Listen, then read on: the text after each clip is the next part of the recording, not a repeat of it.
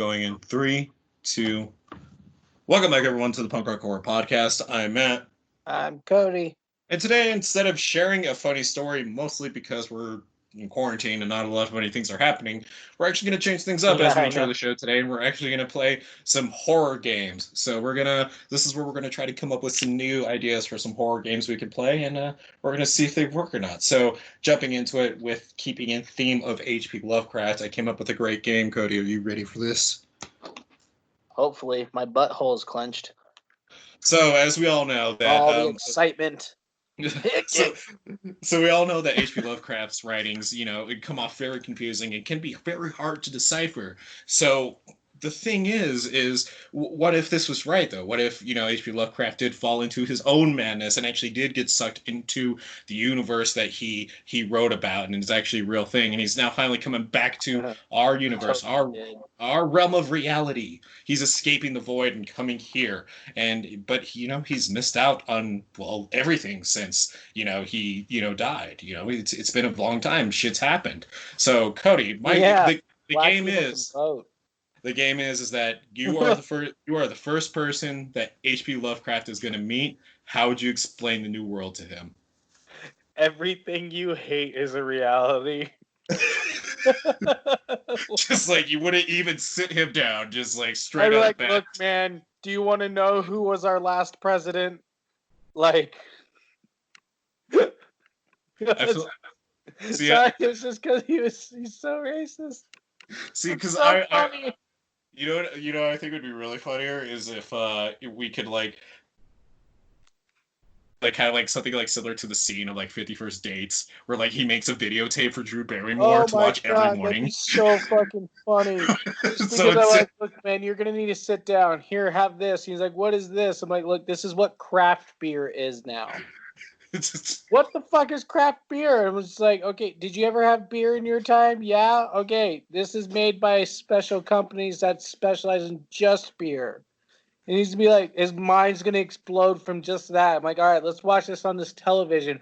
What the fuck is a television? Like, okay, look, just shut up and look at the giant screen that's going to show a bunch of moving pictures.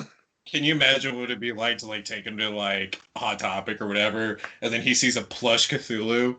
Could you imagine like the heart attack he would have? Oh my god! No, dude. I'd be like, all right. Do you want to know how far into the depths of the underworld Cthulhu has gotten? And he's just gonna like probably broken man right now. Because of all the new shit that's in the world, and he's just like, I don't know what's going on. He just collapses in Hot Topic. Like, all right, man, I'm gonna just have to rip this Band-Aid off. Here's some hentai, Cthulhu hentai, man. This is what Cthulhu's become now, and he's just gonna see Cthulhu's like face just fucking tentacle punching some laying women in the vaginas and the buttholes, and he's gonna be like, what has this world gone to? I'm like, you wrote the cosmic horror, you wrote this. You should have been far more detailed. Yeah. You should have been way more clear about what you were talking about, because we got a lot dumber over the years. Yeah. Like way dumb. Like I'm willing to bet that our smartest scientist is probably at normal intelligence of any alien being at this point. Like if alien beings are higher intelligence, and then he starts freaking out, what are aliens? Like, it's what you wrote. Everybody made films about it. It's all over the place. Like, and then we take him to an aquarium, and he just sees like an octopus. Yeah, we're like, see that? Stephen King wrote an alien book about these things going up someone's butthole because of you. That's not what I meant at all. And then then we're like, but don't worry. See, remember that time you isolated yourself for like 5 years in Red Hook? And you're like, yeah, that was fucking terrible. Oh, well, you see, we're all in quarantine right now, and you literally got to do that over again. Except instead of fearing the people, you have to fear something you can't see Unless someone sneezes on you. He's just gonna be. I You feel like can't at go that outside, man. at that point, then he's gonna view like all the world tragedies. He's gonna view the Holocaust, and he's gonna get uncomfortably excited about that, and then he's gonna learn that didn't work, and then he's gonna get super upset about it, and that would be an uncomfortable conversation. Like, Like, Howard, your wife was Jewish, man. You can't be happy about that. and he would ask, and when the Holocaust would come up, he would ask, like, none of them survived, right? And that's what it would be like. Well, actually, Yeah, actually, a good amount survived. a really good There, amount, like, like and there's a awesome mutant in comic books based off of a survivor. yeah. And then he's gonna be like, what's a comic book? And he'll be like, oh, it's kind of like Weird Tales magazine, but about superheroes. And he's gonna be like, what's a superhero? And we're gonna be like, we got a lot to talk about. Yeah, he's just like, my mind is blown. And then we're like, look, and then they also make porn about this too. He's like, what the fuck? Although I will purposely like show him Eli and Sinister 2 and the Nun just so I can like officially say that even H.P. Lovecraft knows that those movies are complete shit. Did you hear about? Sorry, real quick thing because we got to jump into things we love and hate today. But really quick, like, but that was an interesting game. That definitely took a few turns I didn't expect it to go. So I like that. I like it. It's just like I like the idea that we want to bring like H.P. how, Lovecraft back and give him like a mental breakdown like no other. Yeah, so I like how you go in blind with all the research and whatnot, and now I'm gonna be going in blind with this fucking game. See, now the belt is out. But no, real quick. So I guess like Bloomhouse is talking about or teasing that he's gonna crossover a crossover of the Insidious and Sinister series.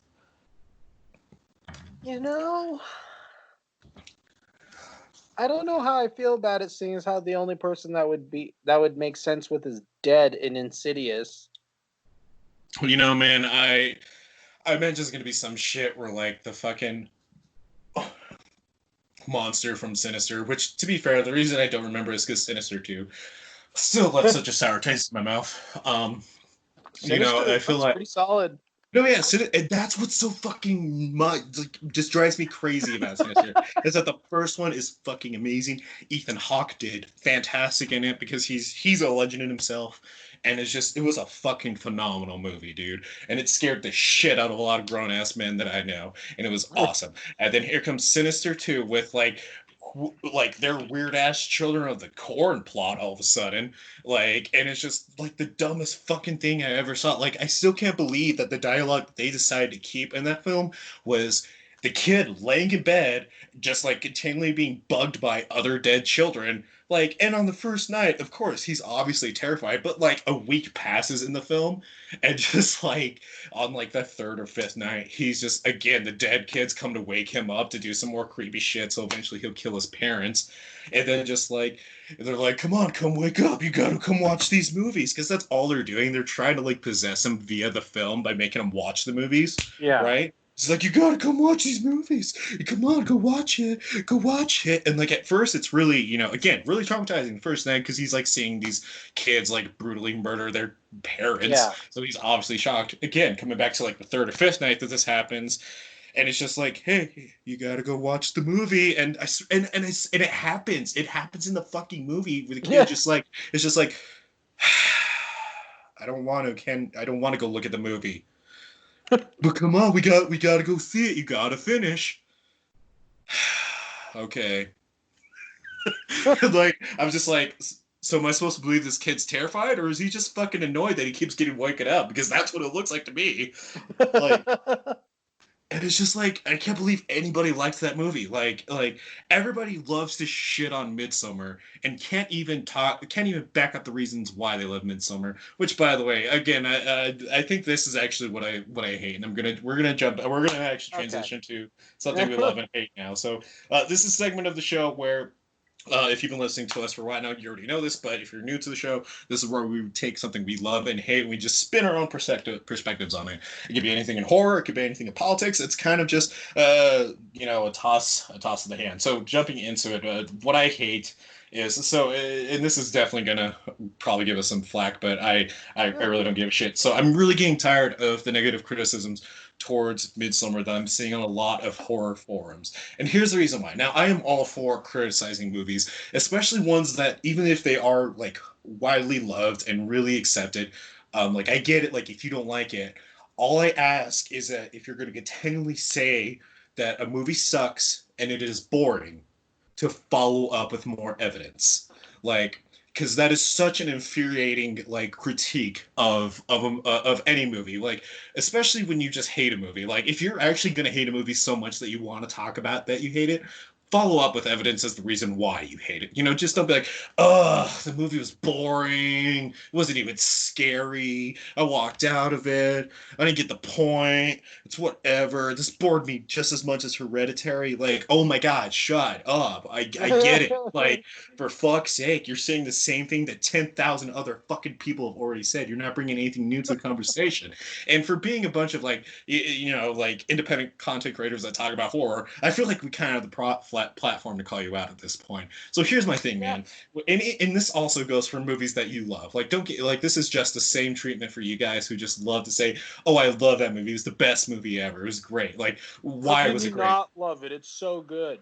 Yeah, this goes both ways. So it isn't just towards y'all who hate Midsummer. Like this is also towards people who will just blatantly like something and not back it up. Especially if you're bringing it to a discussion to talk about it. Like if you're wanting to talk about why you hate something, why do you hate it? Don't be like I think it's just such an infuriating communication to have with someone when they're just like, nope, I hate it, and that's it. Like you don't Yeah. get anything else. You're just like, oh, okay. I thought we were gonna actually have a good like conversation because I mean, it even showed with our remake episode. Like, I'm all for like talking about horror and even accepting new viewpoints. But if you're not even gonna try and back up your viewpoint and to try and sell, whether it's me or someone else on it, then I hate to say it, man, but your opinion on the film it means literal shit to me because you haven't told me, you haven't brought any new perspectives to me, you haven't brought anything for me to consider, and you're not bringing for anything anyone else to consider. And so it's just so frustrating. So whether it is Midsummer or any other movie that did really well and you just hate it, like I'm just begging you, please back it up. Just back up why you hate it. Like add to the conversation. If you're gonna start it off, then start it off. Don't try to bait people. Just do it and it's such a frustrating thing for me, man. I'm sorry. It's just something I've been bubbling up for a while now, and especially about Midsummer. Like really, because I gotta finish what I hate. So the last thing I will say about this is that Midsummer is without a doubt a fantastic film. It is a great film and it's a fantastic horror film. The reason why so many people hate it is because it is one of those films that will go over your head if you're not into art house style films, because that's what it is. It is a visually stunning art house style film, and if you're not paying attention and if you're not really into it in general, then you're not gonna catch everything. And I'm not saying like you're not into it because like it didn't just pull you in. Like you're just not into it because it's not your thing. And I get that. If you're not, it's just not your thing. It's whatever, man. And I'm not going to try to sell it to you and tell you, it's the best movie ever. But pure and simple is that that movie has a specific taste to it, and there are specific people that are going to love it. I mean, even for me, like I enjoyed Hereditary more than Midsummer, and I pointed out the reasons why I thought Midsummer wasn't as good as Hereditary, but I still enjoyed Midsummer because it actually does have, it does sell on what it, shows in the trailer. My only thing is that it wasn't as disturbing as Hereditary, but that's neither here nor there. Point being, man, is just that at the end of the day, if you don't understand a film and you don't get it, it's totally fine. It doesn't make you dumb. It doesn't make you creative, or it doesn't make you any other negative thing. Just fact of the matter is, it's the same with everybody else. People have taste, and your taste isn't going to always match with theirs, and that's just how it is. And so I implore all of y'all to consider that in the future. So I'm sorry about that. I'm gonna finish off on the thing I love, so I can pass it off to you, buddy. That's a little preachy. Yeah, I know. Well, because it's been one I've been working on for a while, man. Do you want to touch on it though before I move on to what I Well, I was love? just say the biggest thing for me is like when you so like I see it all the time is when you're having an argument, not an argument, but an actual discussion with someone. And they're like, "Hey, what? Why do you actually hate it?" And they'll actually add on like, "Why?" It's when someone all of a sudden jumps into that conversation of like, talking on their original comment, that kind of thing. And when Okay. someone just adds it, yeah, that movie fucking sucks, and like, okay, why do you hate it? Like, it just sucks. It's like, well, why did you jump into this conversation? You obviously see us, or like we're talking about the reasons why we didn't like it or why we liked it. You know? Right, and if it's that, and that's what I mean, man. Like, and I'm mostly talking about like open discussion forums, like obviously as well. Like, Yeah, since it's an open discussion, like if you hate the movie, like fucking, that's great. Just expand on the issue. Why do you hate it? I Even know. if I you're, hate people who chime in just to chime in. It's like I hate it too. Okay, why do you hate it too? I hate it too. I mean, I don't know. It's just what I hate. So, Yeah. yeah. But what I love this week is I keep bringing it back to my kid, man. Like I said, there's not a lot going on, but um, so it's actually related to also a video game I'm playing too. So, because I run this podcast and Aaron hears me talk about it, and I know Audrey hears you talk about it a lot too, because I know you talk about that. You watch a lot of horror movies every now and then with her too. Mhm. With Aaron, it's the same boat. We've been over that before, but so, she's like, recently I've been playing this game called Vampire, and she just knows that I've been really into it, and I haven't even really had to talk about it around here, but she's just been paying attention to that. And so like the other day when I came home from work and it was just a really bad day, I think it was just a rough day. And she's just like, hey, well, do you? She's like, hey, Dad, do you want the TV so you can play Vampire? And I'm just like, that. Like I told her no at that point because I'm like, that was a really sweet thing that she asked for because she was wanting to Yeah. like stop watching Sailor Moon to let me play my game. Yeah. And I was like, no, you can keep watching your cartoons. It's fine. But it's really funny. So she's graduating tomorrow. Yeah, she's going into first grade and whatnot. So it's pretty exciting for her. But she had to draw a Right. picture. She had to draw a picture of what she wants to be when she grows up. And so Mhm. Lauren asked her. She's like, "What do you want to draw?" And she's like, "Well, I said I want to be a vet, so I drew a vet." I mean, obviously, like she didn't sound like the way I'm sounding. She sounds like a 6-year-old, so bear with me on that. I'm not gonna come on here and talk like a 6-year-old to everyone. Yeah, you vet. You Wanna be a vet? Okay, my kid doesn't say goo goo. That I was like, that that's a shit little went out the far. window That's a at little. 1.5. No, fucking no, but so anyway, so so she told Lauren because Lauren asked her, she's like, "What do you want to be?" And she's like, "I want to be a veterinarian." And she comes back and Lauren says, "Well, I thought you wanted to work in horror when you get older because recently like Aaron's really wanted to be like either like an actor in horror or like a director. She just wants to do something in horror because of my fascination with it, and so." And so Lauren asked her, "Why don't you draw something about horror?" And Aaron's like, "I can't do that." And Lauren's like, "Why not?" And so Aaron comes back, "Because if I do, then people might ask questions." I was like, "What are you gonna draw that would raise questions? What's going on in your head that you're not talking about, kiddo?" And then All the blood and gore. I started having like triggers because I'm like, I've seen these horror movies. Like, I know what's gonna happen. I swear to God, one of these days I'm gonna wake up. She's gonna be standing down the end of the hallway, and she's gonna be like drawing like circles repeatedly over on a piece of paper with like some sort of charcoal she found somewhere. it's, I'm just gonna be like, okay, I think we're gonna stop watching horror movies, and I think it's about time we start watching some more colorful, non-scary things.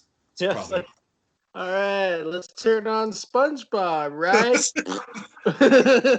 look at him. He's making Krabby Patties. He loves making cheeseburgers. And then she turns around and looks at you, and goes, "I am Doodle Bob." Like, damn Just like it! like her eyes start racing, rolling over and over and over, and like she starts like just like speaking in ancient Sumerian.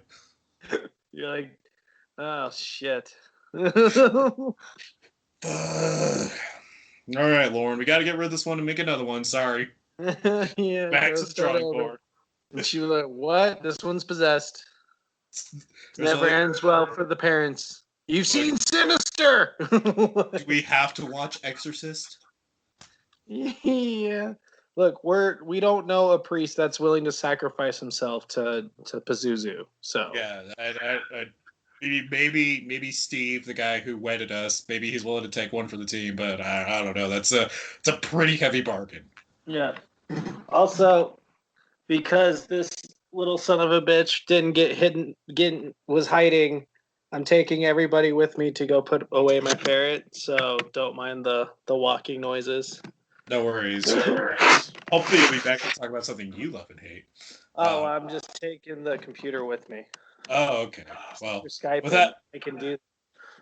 nifty. Just don't close your laptop, or else it's going to be a real end to the conversation real fast. Oh yeah, no, it's like I've never owned a laptop before. Jesus. Remember how I told you Monday, if we were in court and I was having to like explain myself why I accidentally spelled Korea as the actual Korea? This is the exact thing I'm talking about, man. Like I just say shit and I don't know how it's gonna come off sometimes. Because I just told you how a laptop works, and you're just like, yeah, I know. I grew up in the same time frame you did, douche. Yeah, I grew up where laptops were becoming the thing. We're like, oh, that's never gonna work, and it's like, oh, that's the fucking future. That's what I love and hate. What do you love and hate, buddy? Besides me at this point. Obviously, I hate the fact that everyone thinks I'm a fucking moron, but It reminds me, if everybody would look at me like a fucking adult that I am and not a fucking stupid child. And you just start punching the wall aggressively. We just hear thud noises from like the back, just like. It's like, hey, Dad, did you know that laptops can't survive downstairs? I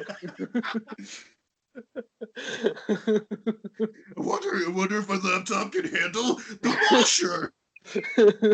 Just like Isn't that throw how it in, you just hear charge it? Oh, are laptops edible? just fucking post a picture to Instagram. Your mouth is all bloodied and there's a bite taken out of the top of the laptop. Yeah, like they're not fucking edible, man. Oh man. All right. What do you love and hate, buddy? So honestly, it's kind of like it's a bittersweet, so it's a little bit of a mixture of both of them. All right. Yeah, so about like I don't know, almost 2 weeks ago now. Mm-hmm. I can't remember if I actually talked about this on the podcast, but like so about 2 weeks ago, I was offered a management position at my job. You did, and congratulations. Yeah, and so like I got that, but like the bittersweet part is like I had to leave the pub for it, so it's like no, making those like big decisions of moving forward. Yeah. Of leaving a place that you really love, and like because everyone there, like I love and miss all of them so much, and just like, but it was a good decision to make because I'm progressing in my field, so at a place where I wasn't able to do that at William Oliver's anytime soon, anyways.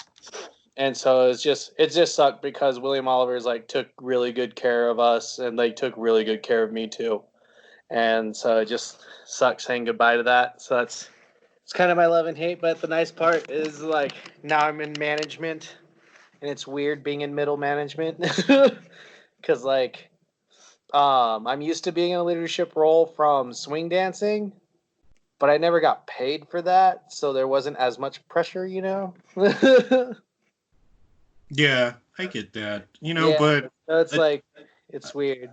but I will say this: when you do leave a prior work to go to work to a different place, it's not always terrible in the sense that like it also kind of like can help improve friendships that you made at the prior job, because Oh yeah, no, I know, and it's now like you I'm can not. actually.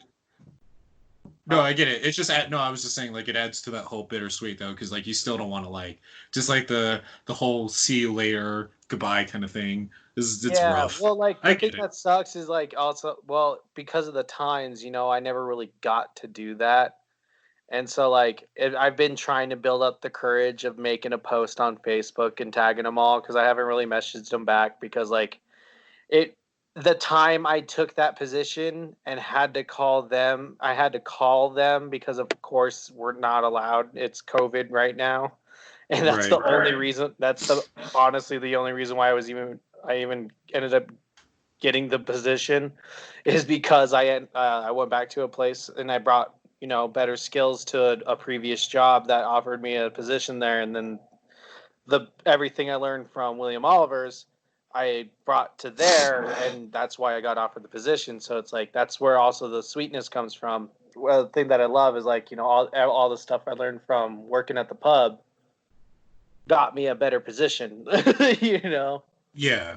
But like the thing that also sucks is I never got the 2 weeks to put in, so I never got the chance to tell everyone goodbye and hang out with them. And it's like, and a couple of them messaged me, and like I haven't messaged them back mostly because like at that point of like receiving that job and then calling my bosses and telling them the thing like what was going on, like some other things ended up happening that weekend that weren't that great, and so like my depression hit me really hard. So it's almost like I'm in that weird position where I'm fairly certain you saw the meme if you didn't post it, where it's like I'm really bad when my depression hits at messaging people and telling them that I'm not mad at them or like I'm not upset with them or something until it's way too late. Like it's a month later. It's like, hey, remember that one time we were like upset or like I didn't message you back? Yeah, my bad. It's like I know it's a month later, so it's like one of those things too. No, I get you, man. So, you know, it's.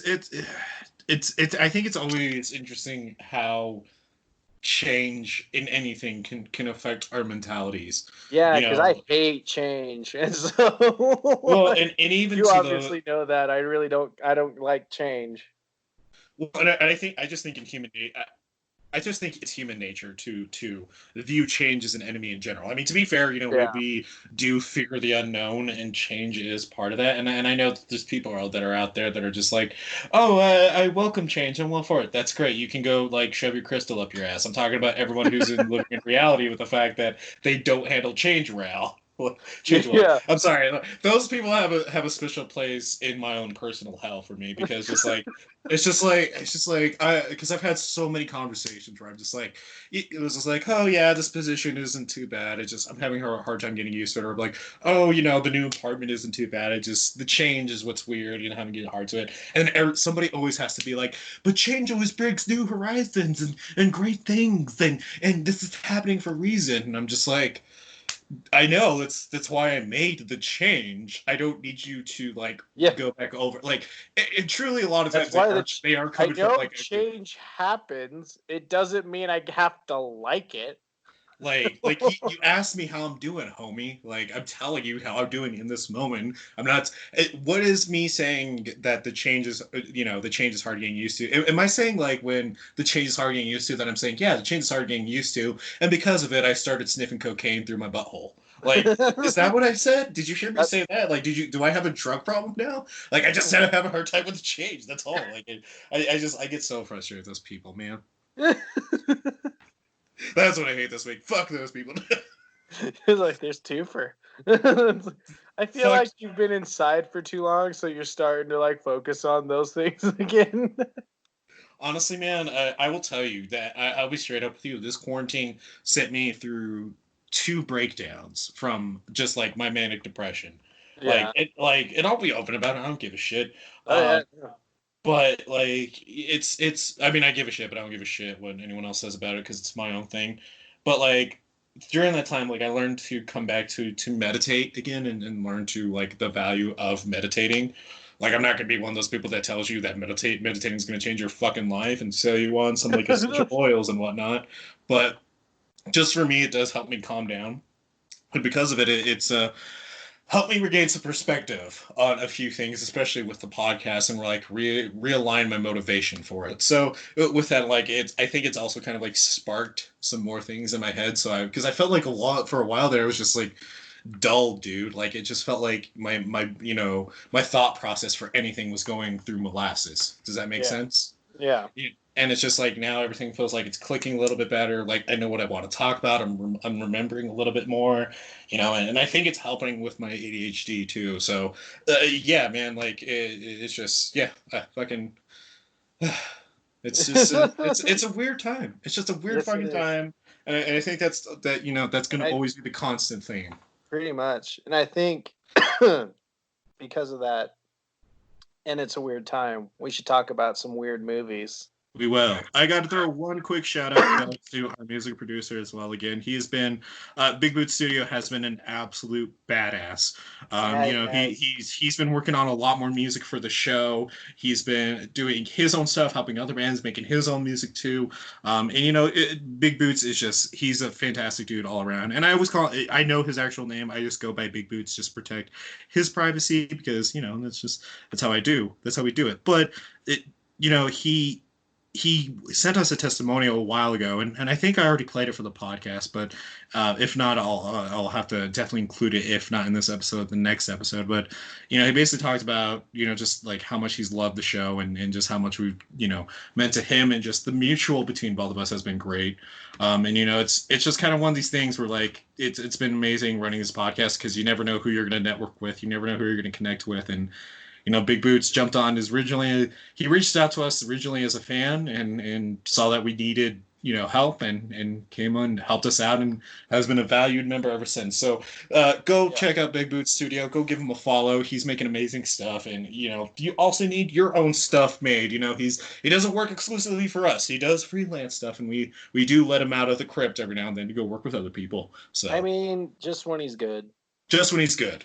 So when he's great, we give him the best quality fish heads possible. And yeah, but as long as he pees in the corner, that's it. When he's just out of this world and amazing, we actually let him out of the crypt to go ahead and terrorize the local villages and townspeople. That's like once a month. So, but all seriousness, so much love to Big Boot Studio. Much love. Check him out. His Instagram link is below, so make sure you give him a follow and just show some love. All right, let's jump into today's content. We're talking about H.P. Lovecraft inspired films, and gonna get straight to it. This was definitely. I don't want to say it was challenging, but it was definitely a challenge, I guess, in trying to find ones that really kind of were really rooted into that type of lore and that just didn't like only have like a small influence. Yeah, if that makes sense. So okay. Basically, we were looking for the whole candy bar and not the chocolate chip.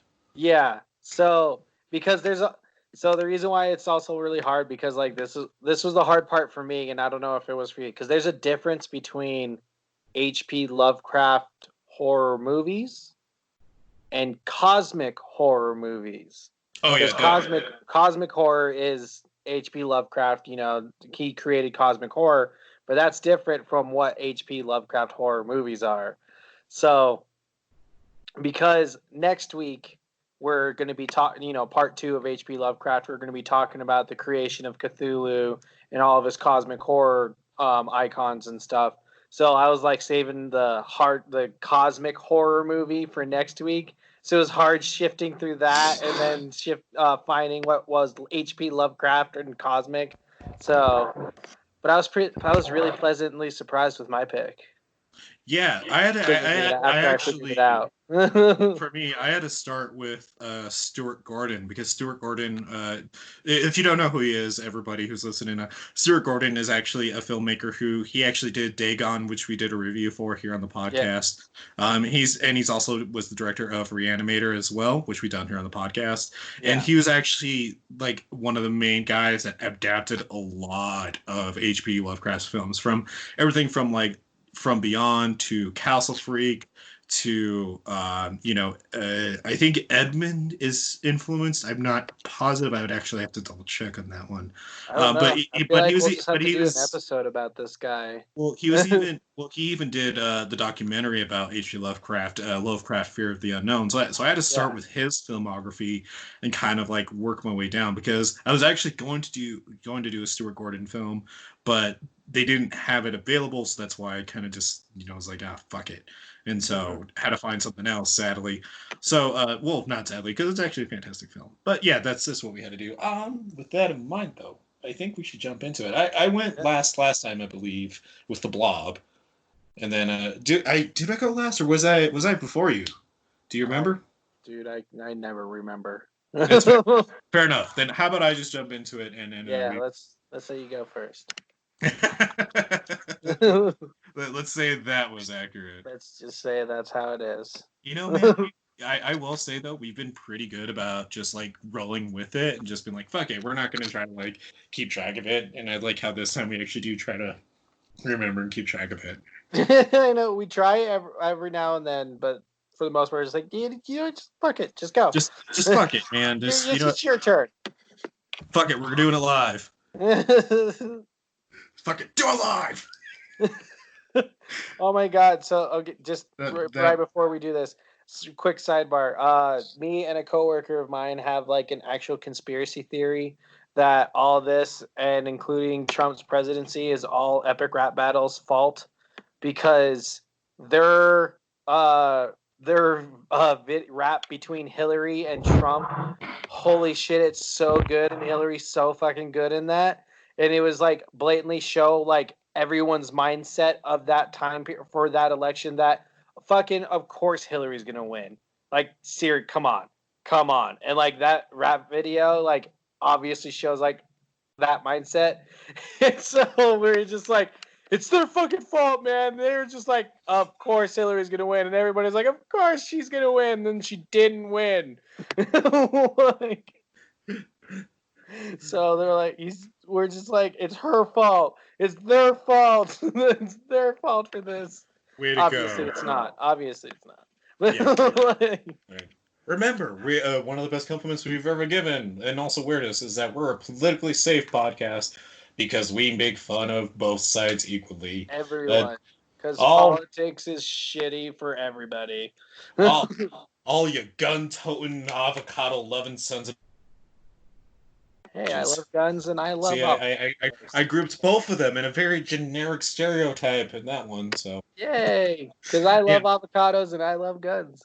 And now everybody's like, all right, don't talk about politics. We're here for the horror. Shut up. Yeah, seriously. Your movie. All right. So I decided to do 2006's The Last Winter. So it's directed by Larry Fessenden and written by Larry Fessenden and Robert Lever. Stars there's actually a really, really stellar cast throughout, but stars Ron Perlman, James LeGros, and Connie Britton. So what it's about, though, is, and they actually have a full summary, so I'm actually really happy about it. So it's going to take me a minute to read it through to you, because they actually... Yeah, two. I know. Honestly, I feel like the second one's better. Yeah. So that's actually the one I was just going to read. So, so in the Arctic region of northern Alaska, an oil company's advanced team struggles to establish a drilling base that will forever alter the pristine land. After one team member is found dead, disorientation slowly claims the sanity of the others as each of them succumb to a mysterious fear. So already, just even in the synopsis, it's very heavy-handed with the influence of Lovecraft. But yeah, I mean, obviously, we got more to talk about. Yeah. So actually, no, that's it. Now watch the movie. If you haven't seen it yet, you're totally you can watch The Last Winter right now on Amazon for a rental. I'm just kidding. So jumping into it, Last Winter, again, this is probably one of the few movies I will ever say that the cast solely makes this film work. And I know it's like a weird statement to make, because it's like, well, man, the cast is always supposed to make a film work. Why do you say that? Well, let me explain it to you. So usually, you'll have a really solid cast, and there maybe will be one or two person who just fits weirdly or doesn't get enough screen time, so it affects the narrative in odd ways. I didn't want to go to the extent of like finding examples, because I just mostly want to get through the review.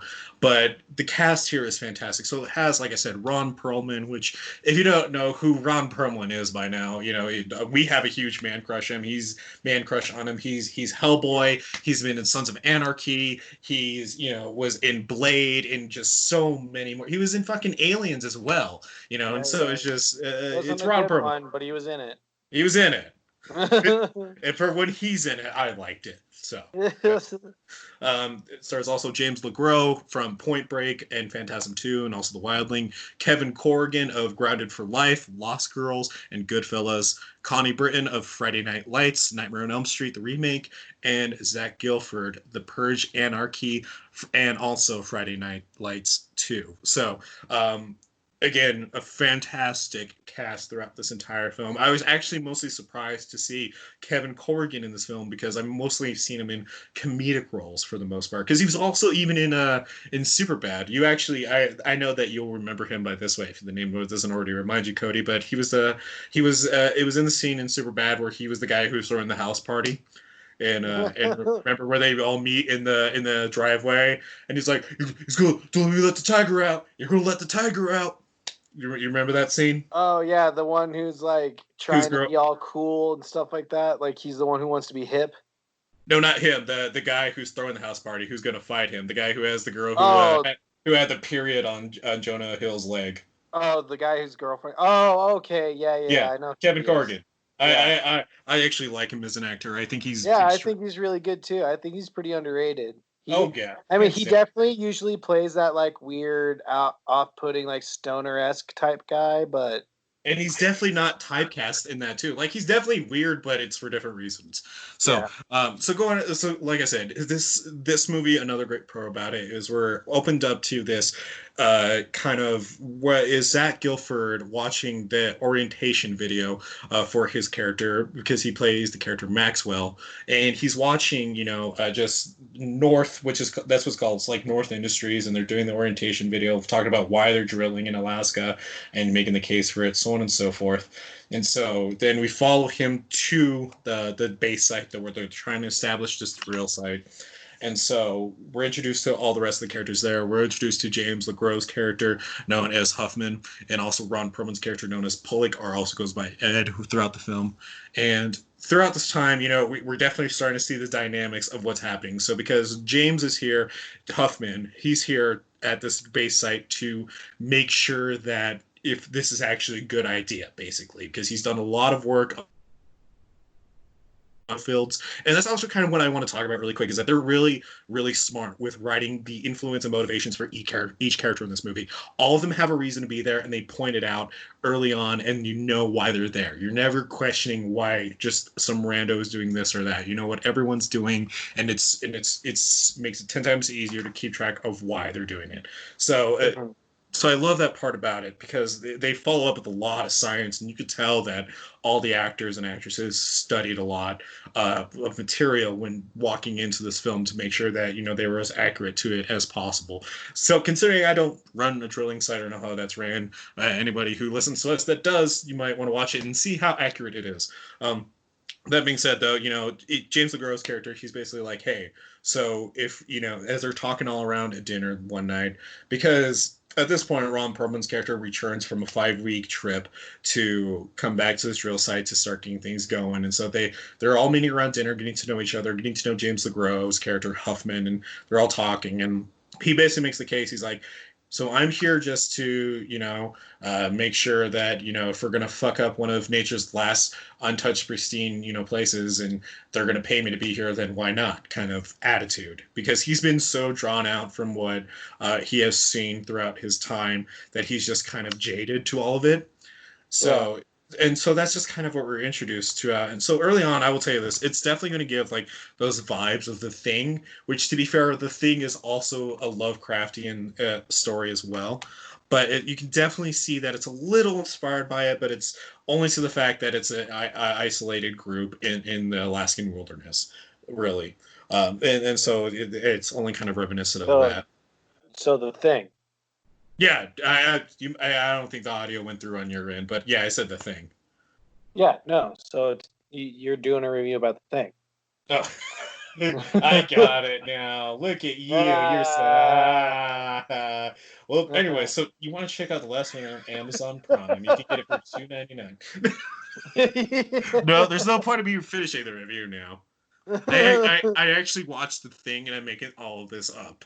Yeah, Ron Perlman wasn't in it. I'm actually saying Ron Perlman's just Kurt Russell's character. So Oh yeah, the girl, that one girl from Friday Night Lights is in it too. Connie Bray, her, you know her. Everybody knows Connie Bray. yeah, Friday Night Lights. That was huge. And Kevin Corrigan's in it too. Yeah, weird, right? But no, seriously, it was kind of hard for me at first to walk away from that comparison because there's a lot of it that's matching up, you know. But if you give the movie more of a try, I'll explain why it's great. So it's hitting on this Lovecraft early on with Maxwell being the first one to be infected by the madness that's surrounding this entire place. Yeah. And so you see him early on just like standing outside in the wilderness, just staring off into the vast darkness of the Alaskan wilderness. And he's just staring, and we get his perspective, and we can see that he's seeing something out there. He is seeing a thing. We don't know what it is. It's a creature. It's something that is not natural, and it's starting to affect him, and it's starting to set the madness within Maxwell. And it does it not even 15 minutes in. This actually happens about like 9 to 10 minutes within the film. So it's early on, and I love it about that because it's making its point. So with that in mind is also the added pro of the message, which is a poignant message about our dependence on oil and our lack of stewardship towards the environment. So basically what I'm saying is that I like it when they always put a good message in any horror movie that isn't just supposed to be, a cliche horror movie. They actually put in a good message. And this one's all talking about like that the earth is going to do what it's going to do to protect itself, as we will do what we need to survive. And so that's a huge point throughout this entire film. um and so I'm not going to really touch more on that because that's just kind of what the entire film is about, where Ron Perlman is supposed to be the metaphor of big business, big capitalism, just wanting to take what we can from the earth while we're here and then leave it like that, where James LeGros's character is about, no, we need to have better stewardship. We need to take care of this place. We actually need to leave here. Like, this is a bad idea. And so that's what we're introduced to, and that's kind of like the back and forth throughout the entire film. And I will say, by the way, Ron Perlman and James LeGros play off each other perfectly in film. Like, Yeah. seriously, any scene that they are in takes it away. Anything they're in together takes away from the rest of the crew, and I don't mean that as an insult. Like, it's just their chemistry works so well that I actually did enjoy it. But the whole cast plays off each other really well, and that's what really helps with this movie. So there is a very slow but unnerving pace throughout the whole film, and it's at home with any Lovecraftian story that we've been introduced to before. Because we all know Lovecraftian, we all know he loves to be very unnerving and slow with his terror, and that's apparent here in this film.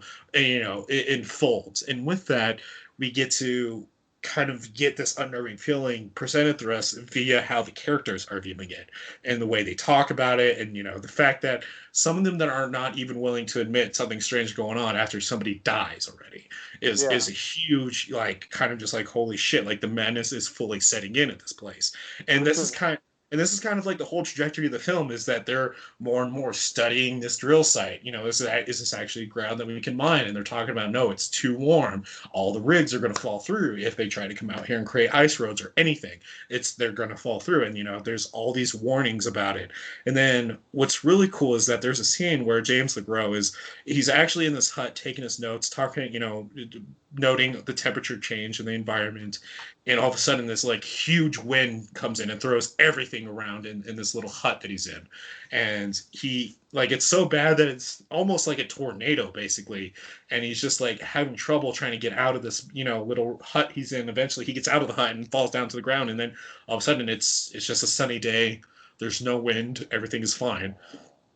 But he gets up, and and I love this scene because it's such a subtle, weird, unnerving scene, to where we get, a sky view shot, a slow sky view shot saying elk track. I think it's either elk or deer tracks, but I'm just gonna say elk tracks going around the entire hut he was in.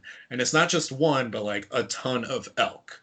So there's this huge what the shit, because this is like a herd of elk that surrounded this hut, and yet he saw nothing. And so, so even more is just kind of like, what is going on here? And as everybody starts to get infected slowly by the madness after Maxwell's death, which that's not a spoiler because it happens early on, but I'm not going to talk to you about how it happens because that is a spoiler. So that is the part I will leave out because I really think that you need to see it to kind of believe it for yourself and understand it for yourself because I don't think I could explain it really well without making my review like an extra 10 minutes longer, and I don't want to do that to Cody. Yeah. So, um, with that though, the cinematography really helps set up the entire all the scenes of the madness, which it continues to set in this film. So basically, coming back to Maxwell, we see him more and more start to stare out the window, and there's this one scene that's just so uncomfortable where James LeGros character is going to go check on Maxwell because Maxwell at this point hasn't eaten anything because again the madness is slowly setting in on him, and he's just staring out this window, and it's just this very isolated shot of between James LeGros character, and it switches between him to Maxwell's character, and all he's talking to is the back of the head of Maxwell, and it's just set up so well that it's very reminiscent of like shots that were made in The Shining even.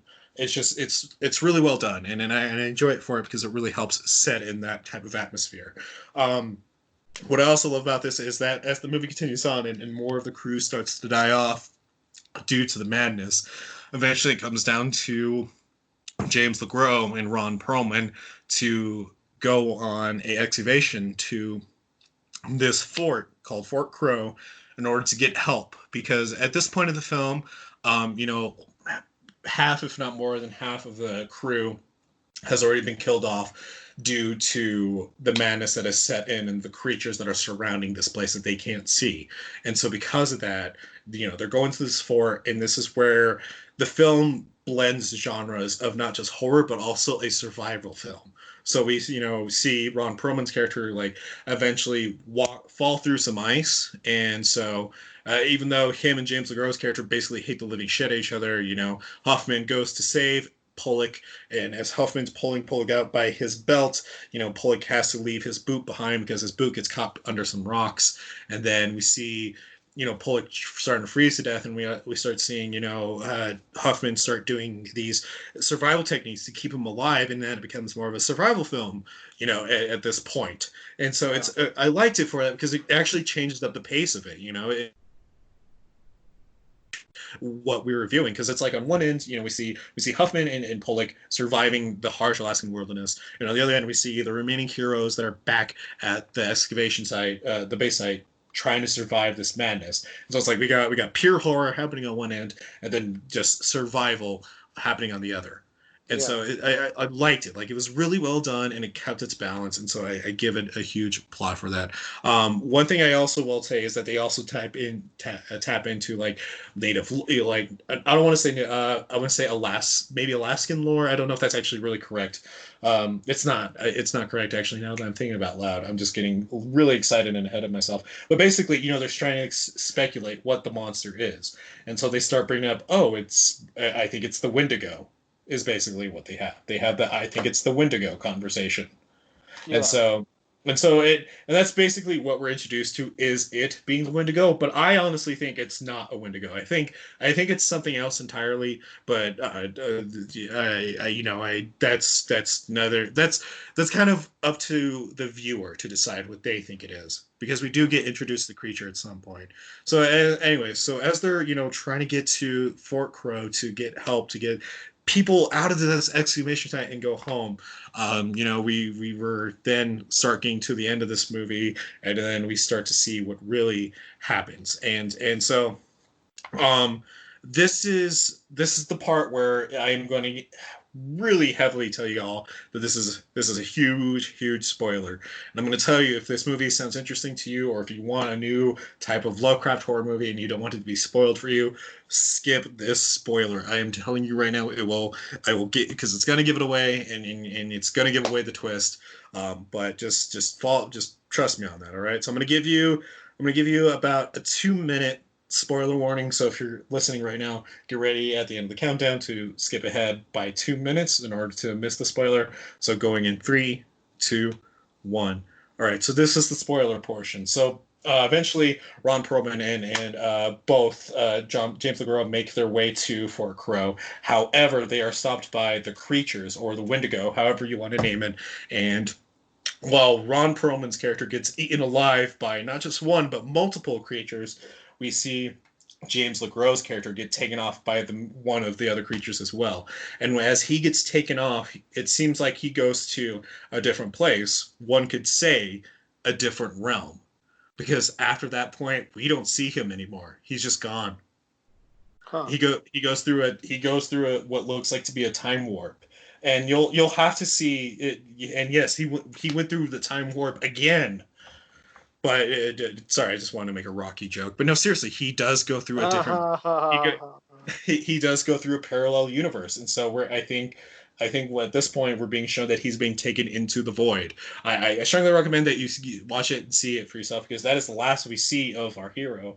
And at this point, we then follow the heroine, who's played by Connie Britton. I don't have the character's name on me at the moment, but she wakes up in a hospital bed, and she's doesn't know what's going on. She's disoriented and opens the door and sees that a doctor hung himself via his tie. And so she freaks out, understandably, runs out the exit door, and then all of a sudden the Skyview camera starts to pan up, and we see something of a reflection start to appear on this back mirror of this SUV. And then we hear thumping noises, as much like a giant was walking closer and closer, and we see ripples in the ground of the water in the ground that Connie Britton's character is standing on, and then the movie goes to black. Huh. And so basically, and this is the end of the spoilers now, but so basically at this point, we are introduced to what has caused this madness. Now, if you're familiar with H.P. Lovecraft, I think we all know who it is. I think you know what creature makes its appearance. But this is where the movie ends, and I actually had to rewind it a few times, because like I said, in the spoiler review, for anyone who did skip it, this actually isn't a spoiler, but near the end of the film, the character that we're following, there is a Skyview scene, and in the Skyview there's this person is standing next to an SUV, and as the camera goes up, we see the reflection of the back window start to fill up with an ominous figure. Now the thing is that I don't know if that's purely just from the camera shot and that's just the camera, catching like trees in the background, or if that the thing. The real thing is the ripples in the water and the sound effects that are added with it. So with that in mind, The Last Winter proves to us that there is still this great foundation to adapt Lovecraftian type horror, especially when it's heavily influenced with a unique setting like this. The one con I will give it is that it does have some impractical effects, and they could be better. They use the impractical effects to make the creatures that we see them when we do see them, and it's they do it sparingly, so it's not terrible. It actually works for the film, but when they do put it on full blast, you can tell that it could be better. With that being said, though, when you're watching The Last Winter, and it's definitely one of these movies that is going to come off as a real slog to you, but it is definitely a slow, unnerving ride of just madness and terror, and what the madness that Lovecraftian has written so well, how well it affects and just tears apart the psyche of the characters we view. So, and especially if you love The Thing, you are also going to love this movie too. So, with that in mind, I strongly recommend that you watch Last Winter right now. Going into a little quick trivia facts about it. The American oil company North Corporation is building an ice road to explore the remote North Arctic National. I'm actually reading the summary. Yeah, I was like, wait a minute. Oh, I was like, what? I was like, yeah, I know all that shit. I thought I clicked on the trivia. It just never loaded. I was like, what the fuck is going on? I was like, okay, well, whatever. That's a weird trivia fact. This makes more sense now. All right, so artist Bram Revel illustrated a comic book adaptation of this film, which I'm totally going to check. This is actually the film debut of Zach Gilford. Zach Gilford and Connie Britton both starred in Friday Night Lights, which I already pointed out, and also James LeGros and Kevin Corrigan were both featured in the movie Scotland, Pennsylvania. So it just says Scotland, PA, so I'm guessing it's supposed to mean Pennsylvania, but I don't know. So I don't know. But point being is that The Last Winter, it came out in 2006, and not a lot of people know about it. Not a lot of people talk about it, and it's probably hands down one of the best Lovecraftian horror movies I have ever seen. I mean, truly, next to Dagon, this has definitely came out of left field, and I just think it's a real shame if you love Lovecraft or if you love horror that if you haven't seen this yet, you're definitely doing a disservice to yourself, and I think you owe it to yourself highly to check it out. A few places you can watch it on right now is on Amazon Prime for a rental price of $3.99 or a subscription to IFC. You can also, I think, get it on Tubi and YouTube for a rental price as well. With that in mind, that was my review of The Last Winter. Again, check it out, Ghouls, Gals, Skips, Mutants. I don't know what else to say on it at this point. Cody, what do you think? Check it out. Thanks, buddy. You check it out too. I will. Good. Yeah, I will. Okay. All right. I like Ron Perlman movies. He's basically the villain in this movie, and he does a great job at it. Nice. He does good villains. He really. Oh, Ron Perlman's great. He does good both sides, villainy and heroes. I often wonder, I often wonder and hope one day that I'm lucky enough that, or even if both of us are lucky enough that we just like bump into him, out of nowhere, and we're just like, oh my God, you're Ron Perlman. Just like that too. It has to be kind of robotic. You're Ron Perlman. You're like, Ron Perlman. Cannot compute. I can just see the face too, like it'd be with that, like, yeah, cool dudes. We run a podcast. We love you. I guarantee it would be the first time that somebody's probably acted weird. I would feel like if you're Ron Perlman, you'd have to be cool with like nerdy dudes acting weird around you and just be like, dude, you were great in Hellboy. Oh yeah, fucking Hellboy, jump, Sons of Anarchy, good. Yeah, probably. All right, buddy, jump into it. What did you do? So I did my movie on The Endless. It came out in 2017. Its synopsis is: as kids, they escaped a UFO death cult. Now, two adult brothers seek answers after an old videotape surfaces and brings them back to where they began. Oh, God, I have to do the voice now for these. You have to do the voice. It was the reason why. It was directed by Justin Benson and Aaron Moorhead. Written by Justin Benson. Stars Aaron Moorhead, Justin Benson, and Callie Hernandez. Which Callie Hernandez is the biggest name in this film. So you're just making fun of me, aren't you? Like, be honest. No, I don't believe you. Seriously, no, it's the way honestly, I talk sometimes. I get it. No, fuck me. I'm just kidding. Yeah, I'll fucking sort yourself out, and then I wouldn't have to do these things. So, I guess I do bring it on myself. Yeah, but so okay. When I was picking these movies, it was between this or Event Horizon, and I just felt like Event Horizon was a little too more along the lines of the actual cosmic horror. Yeah, and this was. I would also say that a lot of people know Event Horizon because of like the mixed criticisms, because it's definitely one of the biggest movies that have one of the biggest mixed criticisms ever. Yeah, because there's just, I feel like that is definitely one of the third act. It's that's why it's just the third act. Yeah, and that's usually what it is. That's usually what everybody says too. So anyway, sorry. I mean, I honestly I haven't watched all of Event Horizon like at one time, so I still need to give that a watch. But anyway, so I kind of like, I was just curious about this. I've never heard of it, and it was like an H.P. Lovecraft inspired film and everything. And so I was like, okay, well, you know what? I'll just give it a shot. And it starts off with an H.P. Lovecraft quote. And so I was like, okay, that's a little on the nose of it being an H.P. Lovecraft film. And I will say it's a little slow. So it is a bit of a slow burn. But the nice thing, and I will say I wish it was a little quicker, because I feel like the burn was just a little slow. Like the beginning just took a little too long to start getting to the weird things. But like when they start happening, the movie definitely does pick up, and it's really cool because it goes from subtle to just these big things of like the weirdness factor of this of the area. But the thing, but I will say, Aaron Moorhead's character pisses me off throughout the whole movie.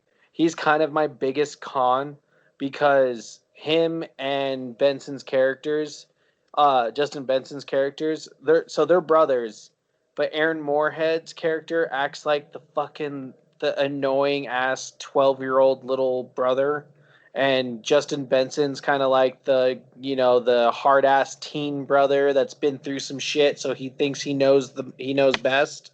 Mm-hmm.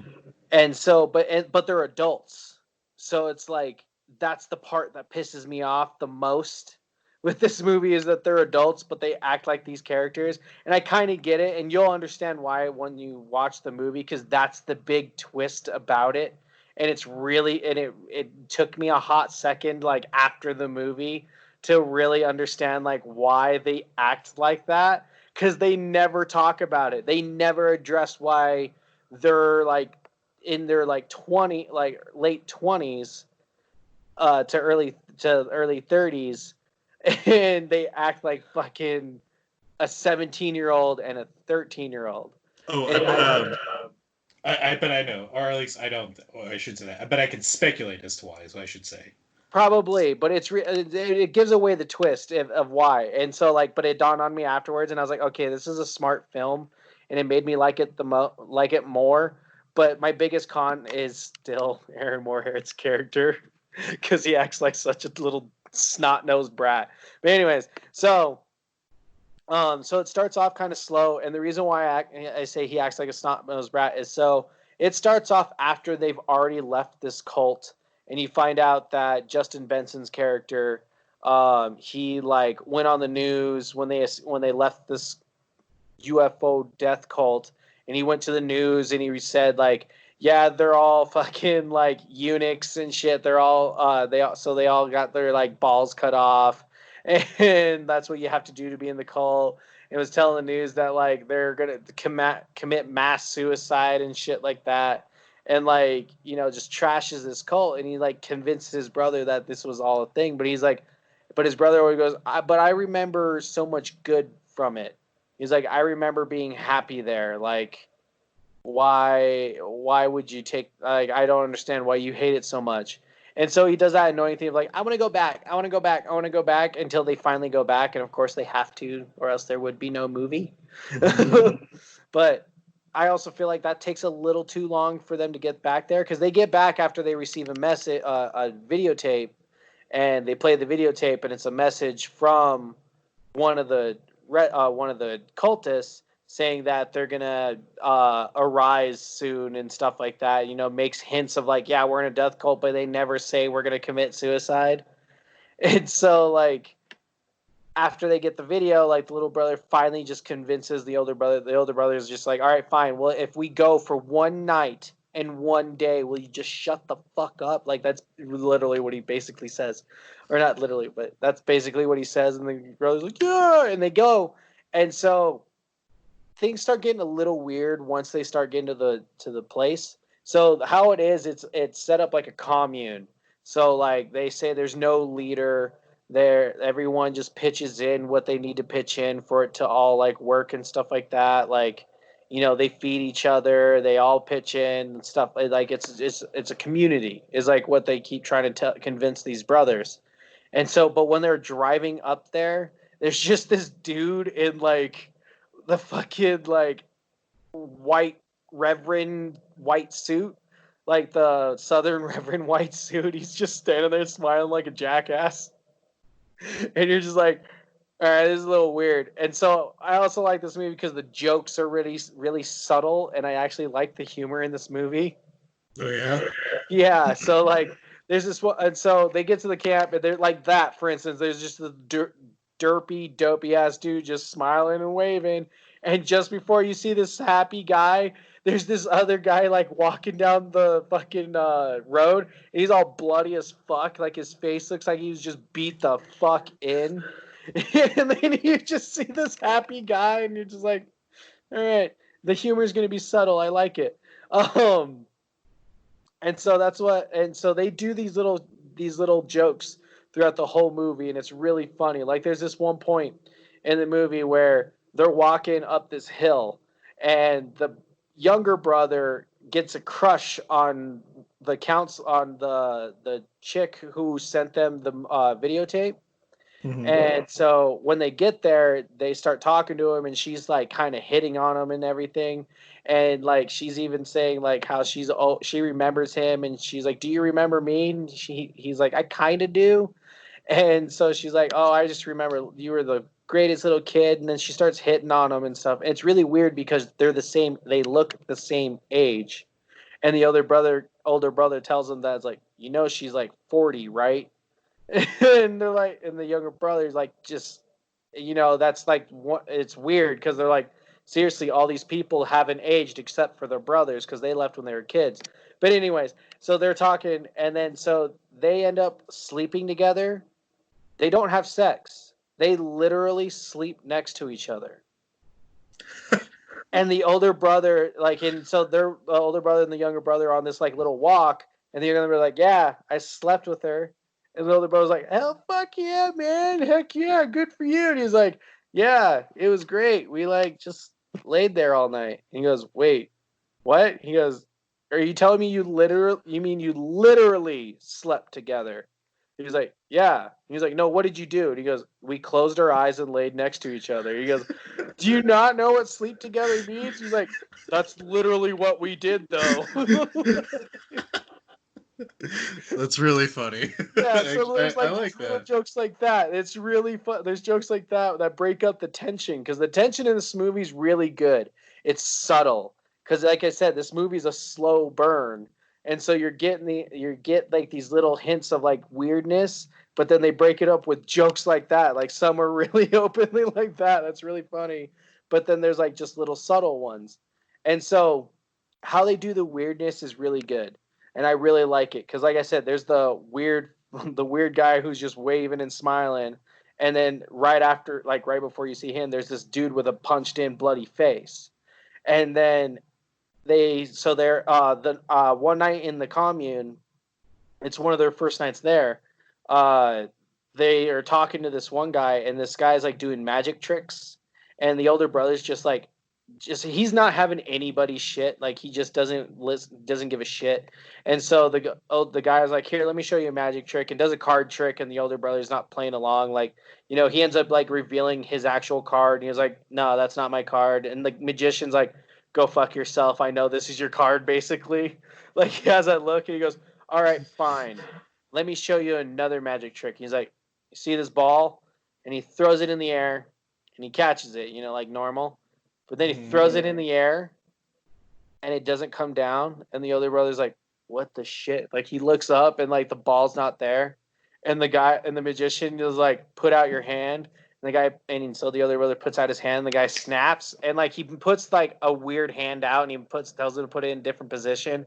And the guy snaps, and the ball lands in his hand, and it's like, okay, there's something weird going on here now. Like that's like the big one of the first big hints, and I was like, that's how when I really got drawn into the movie. I was like, all right, that was pretty cool. Like like of course the shots are like movie magic, but like I thought that was really really cool. Yeah. And so then they do things like that where it'll be like really big like that, but then there will be small hints. Like there'll just be some ominous person like staring at everybody who's not having fun while everybody else is having fun. Or you'll see the dude with the punched in face just keep walking behind everything. Like you see him a lot. Like the older brother goes for runs, and he'll see this guy, and he's like, hey, what's going on? And the dude will like book it. But he's just like, or you won't pay attention to him whatsoever. And then how they explain what's going on in the movie is really, really cool. And I like it a lot because it doesn't give away too much, but it explains how like where the Lovecraftian comes from, because it's all about the void and what you see in the void, and how it it is always different to each person. So each person sees what it is that's in the camp differently. So like there's this one girl who's a painter, and she paints this giant monster that's hovering over the entire camp. Or this one guy says, it comes to me as as this unsolvable math equation. And then he tells this older brother, because the older brother's the only one who's kind of like, why is everybody so fucking weird here still? And the guy's like telling him like it's because of it and stuff like that. And so when he ends up finding the guy who keeps running around with the bloody face, that's where he explains the twist and everything. And I'm not gonna spoil like what they talk about, because he talks about what it is and what it does. And but how he does it so fucking funny.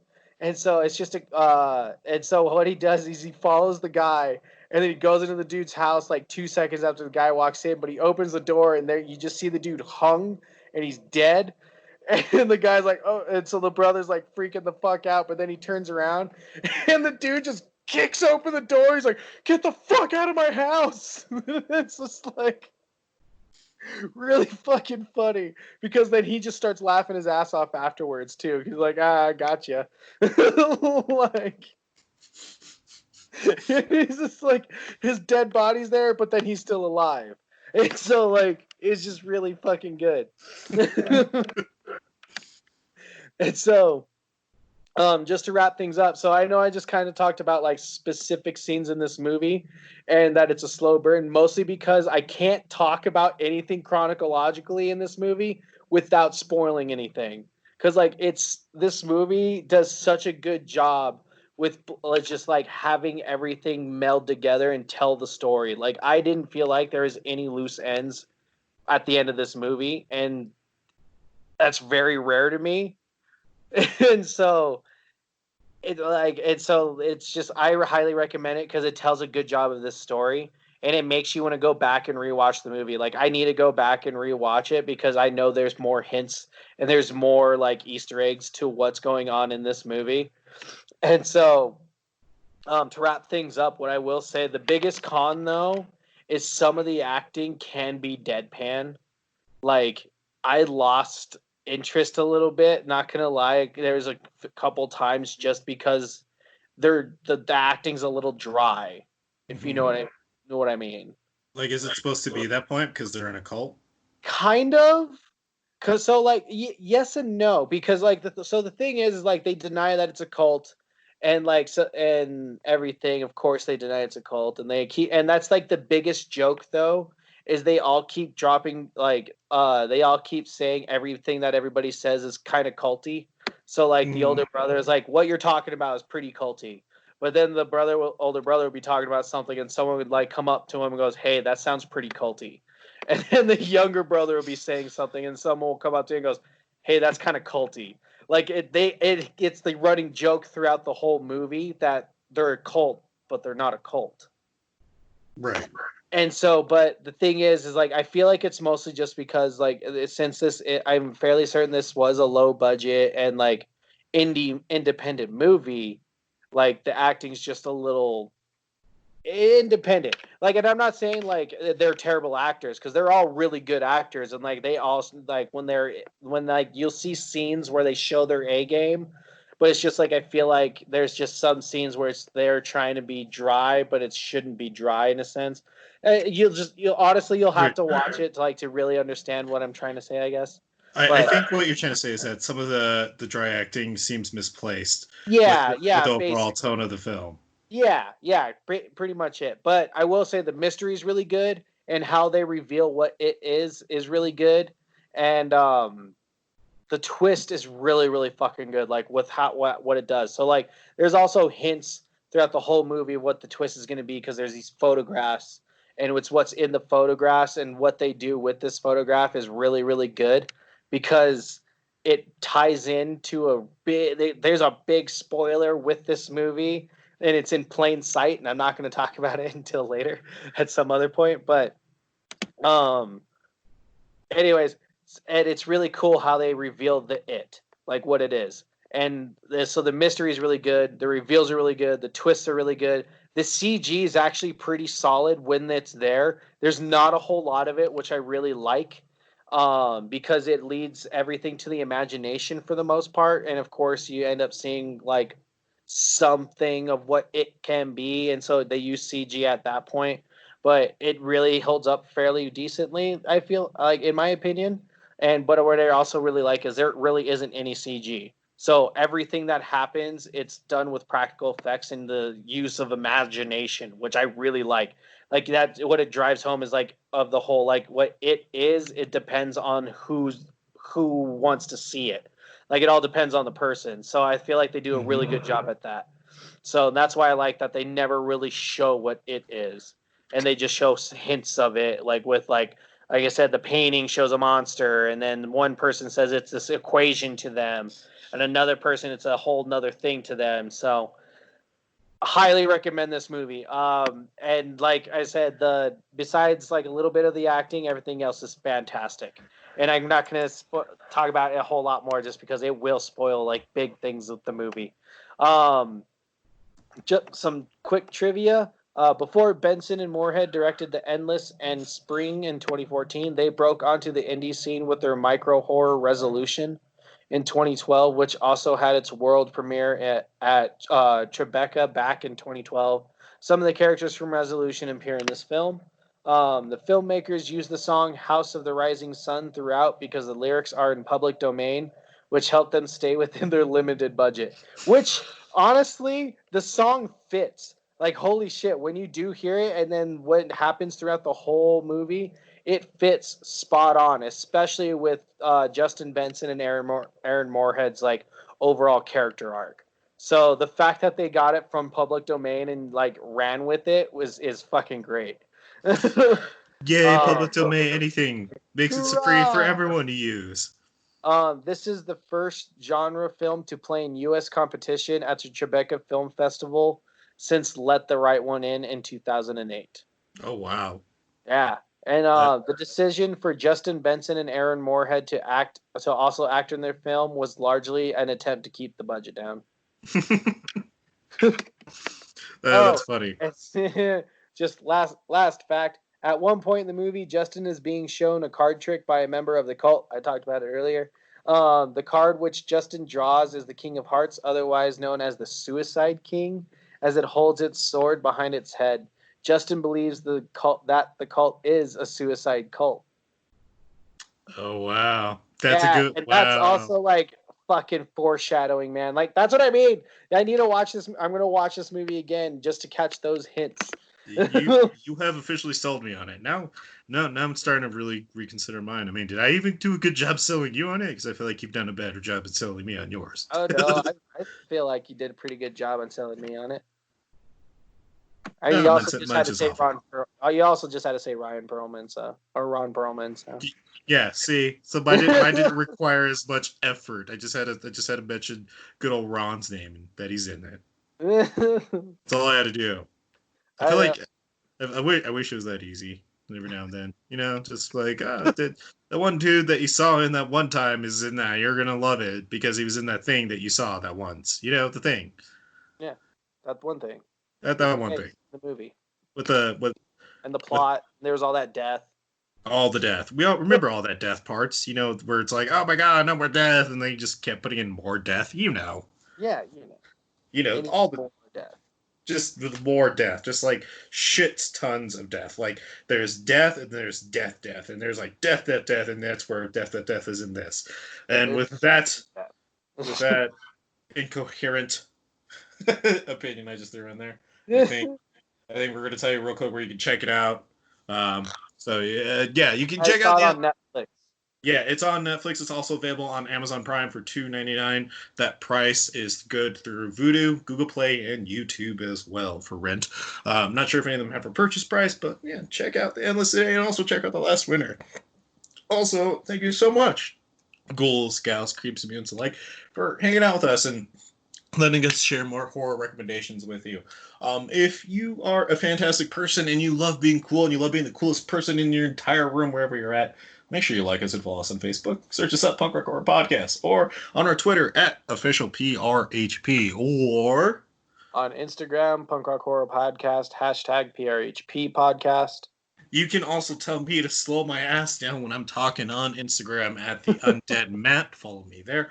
If you want to go ahead, we actually have our website back up and running again with more new content, with more updates. We have book reviews on there with also, by the way, those book reviews, just so you guys are aware, you also get a preview of those books. So all the authors that come in on the show and get their books reviewed are very kind to us and will actually give us 3 to 5 pages of a chapter of of their book that we review. So you can check that out. So make sure you go look at them now. With that in mind, ghouls, gals, creeps, and mutants. I already did a whole ton of spiel about old things happening on last week's episode, or not last week's, last Monday's episode.